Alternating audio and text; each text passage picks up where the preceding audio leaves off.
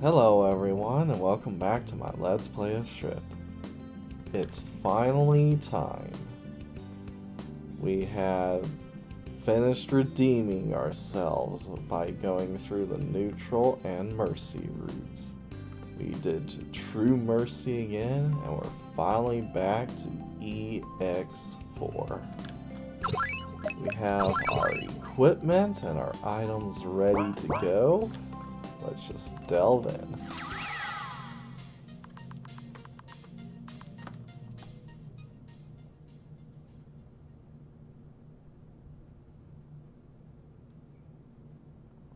No one's here. Ta-da! Whoa! Some mysterious person wearing rabbit-like clothes suddenly jumped out of thin air. Where on earth did they come from? It looks like she suddenly popped out of nothing without any warning.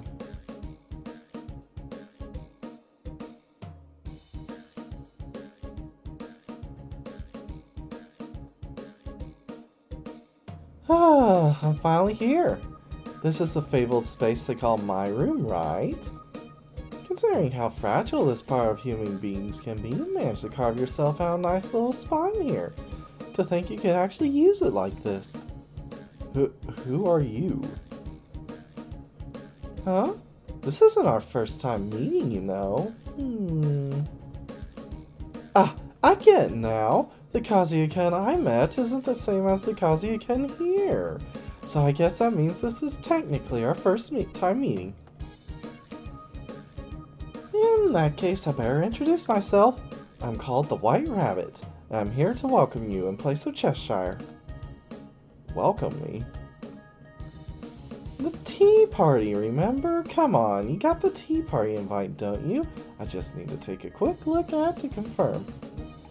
Oh, right. I showed the tea party invite to White Rabbit. To think she'd take the trouble to prepare this kind of thing for you. She's as straight-laced as always. Now that's enough of the long-winded chit-chat. Let's be on our way, lickety-split. I don't think this whole world fusion thing is good for either of us. Hey, wait a minute. Don't go deciding how everything's going to go on your own. First of all, where will we be going? What am I supposed to do there? And where's Cheshire, anyway? I'm not really keen on having that kind of bothersome conversation, so I'll give you some brief answers. What lies ahead of you here is Cheshire's tea party. You'll need to get a grip on the world fusion that's going to happen to try to prevent it. To do that, you'll need to get an explanation from Cheshire about the situation, but she's between a rock and a hard place right now. It's those two, Abaddon and Hyaki, was it? There's a lot of people she'd rather not run into right now, so she set up her tea party in a secluded spot. That's not why I was called to her tea party instead. It was so I'd go around and summon the guests.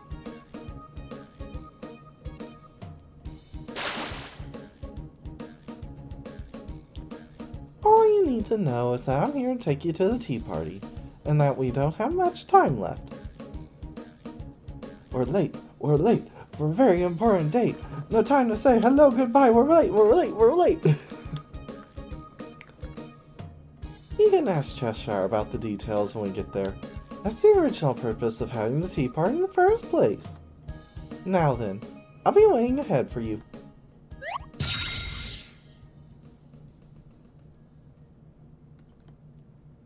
White Rabbit. She seems some kind of suspicious, but it doesn't feel like she was lying to me. Is she one of the acquaintances Cheshire mentioned? Who are these other guests going to be? There's nothing but weirdness here. But this is no time to be timid. I'm going to have to meet Cheshire once again if I'm to get answers to everything that's been going on. I might not be able to ever come back once I go through there. I need to make sure I'm thoroughly prepared beforehand. I'm prepared. Let's go.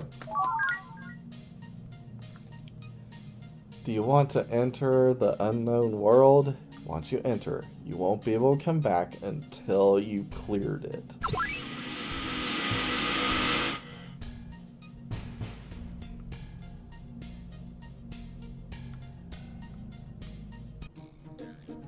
You're finally here. Ah, it started moving. When I arrived, White Rabbit was crouched behind me, staring intently at a clock placed at her feet. Hey, what are you doing? I'm waiting. Waiting? Where the hell are we, anyway? There's no sign at all of birds or insects, so does that mean we're in a barrier? Looking around at our surroundings, it looks like we're in the grounds of a shrine. Just ahead of me is some kind of shrine hall. After a while of being baffled by what's going on, White Rabbit takes her eyes off the clock and looks in my direction. This is the waiting room. It's a very special space that's had a very powerful barrier placed over it. Abaddon would quickly find us if we used a normal barrier, so this is one that Cheshire and I specially made. You could say it's a safe room that protects us against Abaddon's attacks. I thought I'd get the guests from my world first, but that world has its own problems right now. Things are bad enough there even without Abaddon's influence. Making a gate they could freely go through would be too dangerous, and I don't want to complicate this even further. That's why we're having this waiting room. So then, what are you waiting for here? You coming here has created an opportunity, and the hands of this clock have started moving toward that time. All we have to do is wait for it to point to the right moment. Well, even though I did rush you over here, you can just make yourself at home. I'll let you know when the time comes. White Rabbit is staring at the hand of the clock. Oh yeah, almost forgot. One of the guests should have already arrived. Go on, meet with them, will you?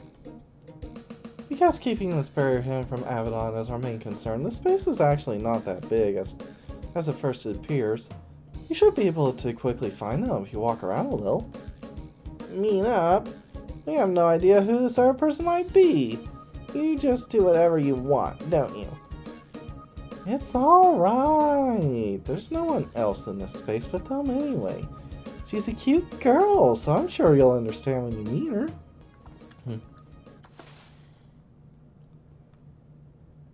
Here we are, speak of the devil. That is not Yami. That is the High Slug Girl from Monster Girl Quest Paradox. Oh my, greetings. I finally met another moving organism here besides myself. Appearing in front of me is a female with the lower half of a huge slug and the upper half an aristocratic woman. She's obviously not human, but I can also sense quite an unfriendly vibe from her.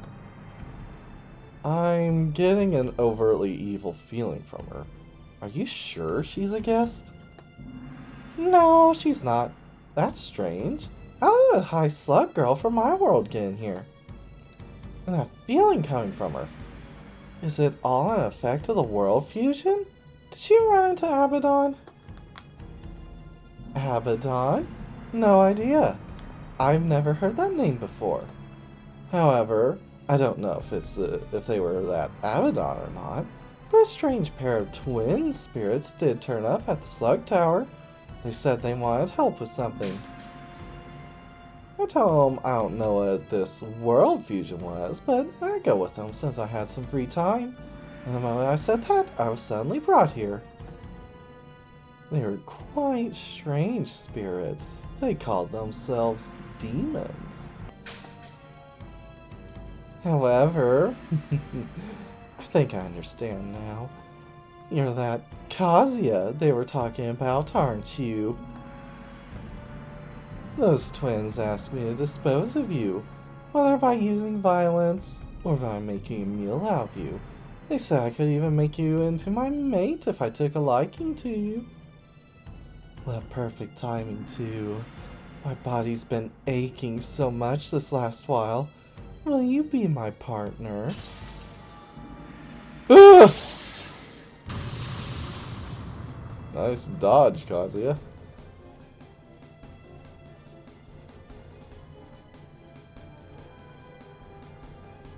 What?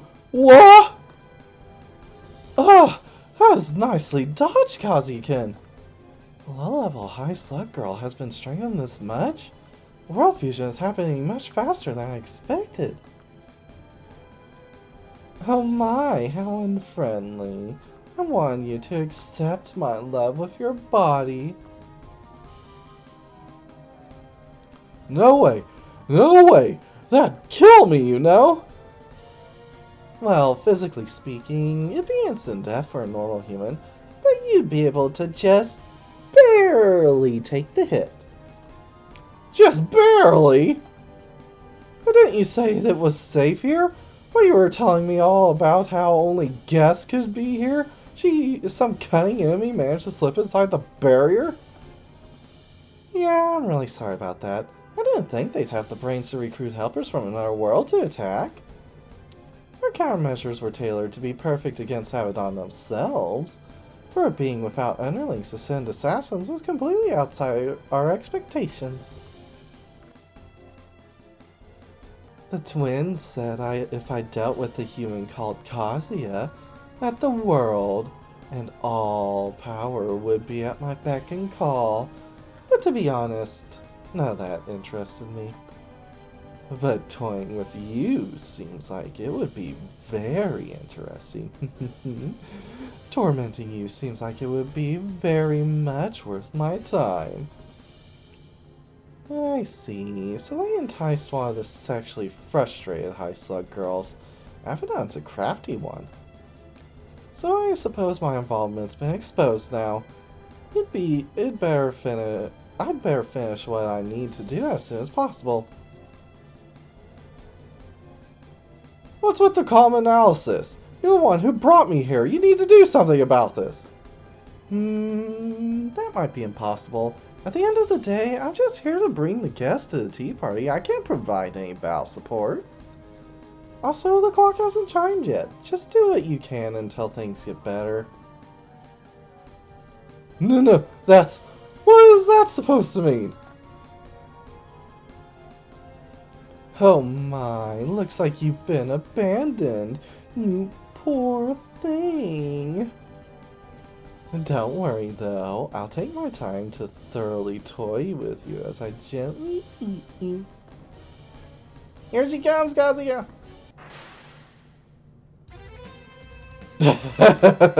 That music, of course. It's been a while since I've heard that.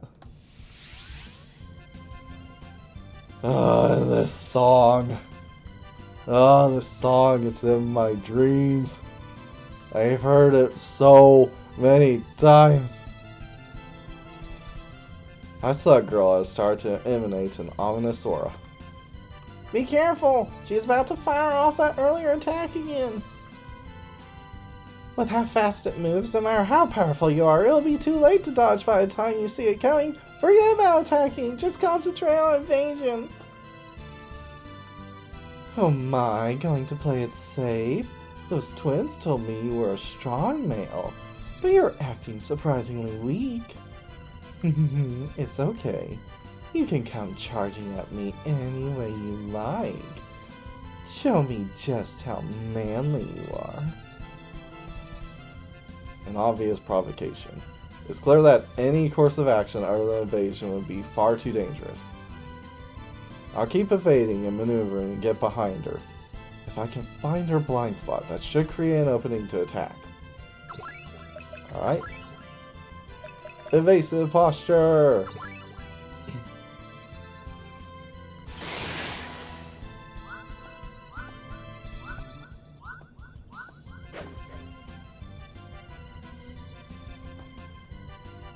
While continuing to evade her attack, Kazuya moves around to position himself behind his opponent.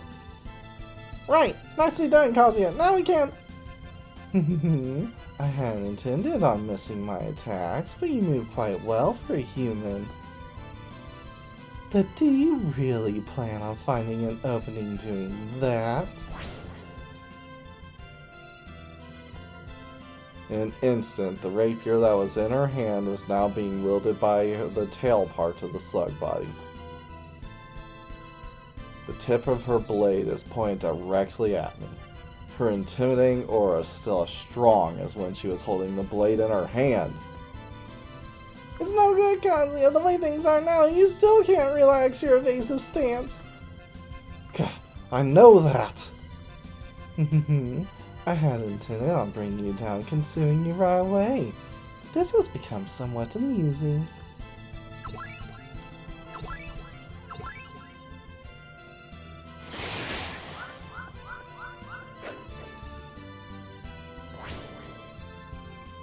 This time I focused on moving back to the front of her while dodging her attacks. But by the time I got there, the high Slug Girl had already moved the rapier back to her hand.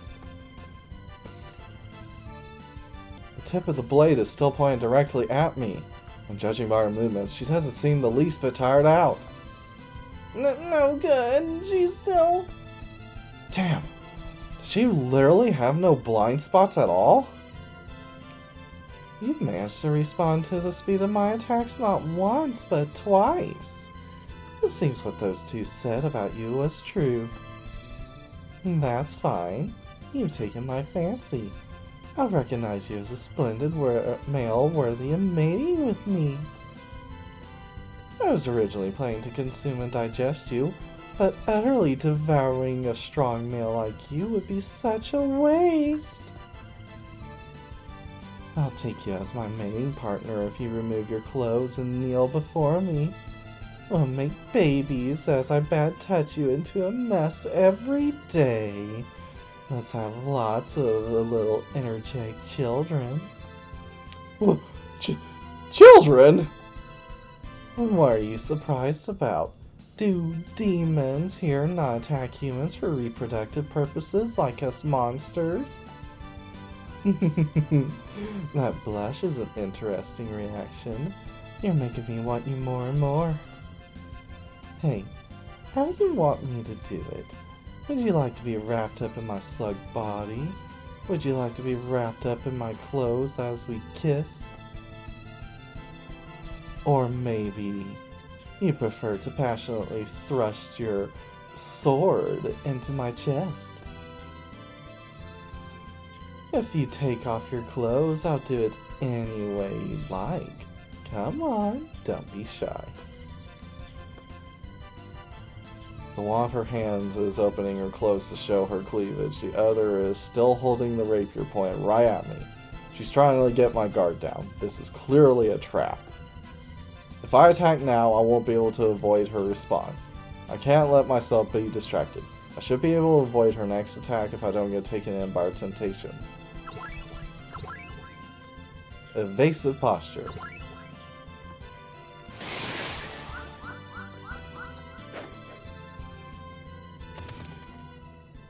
Whoa! Kazuya was a fraction of a second too slow, and the attack grazes him. His stance crumbles and he falls to the ground. You're distracted for just a moment.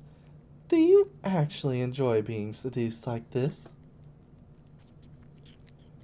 Now then, there's no more escape. Be a good boy and become my mate. Gah! I tried putting strength into my legs and to stand back up, but High Slug Girl's body was already covering them. I can't seem to move them even a little to pull them out. On top of that, slowly starting to feel good. My consciousness is